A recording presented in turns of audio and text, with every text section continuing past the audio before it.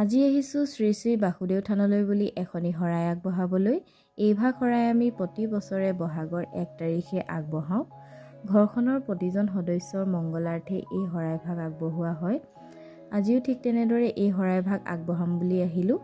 লগত আহিছে আমাৰ বৌ আৰু ভতিজাজনী। এতিয়া আমি শৰাইত দিবলৈ সামগ্ৰীসমূহ কিনি আছোঁ।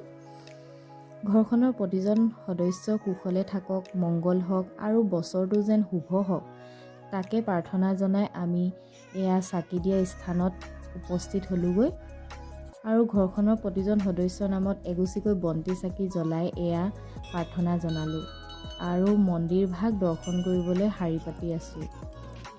মন্দিৰভাগ দৰ্শন কৰি আমি এয়া ঘৰমুৱা হ'লোহি আৰু এয়া আবেলি সময়ত আমাৰ চোতালত হুঁচৰিৰ পদধূলা পৰিল আৰু গধূলি সময়ত এয়া আমাৰ গাঁৱৰে জীয়ৰী টকা বিহু জুৰিলে।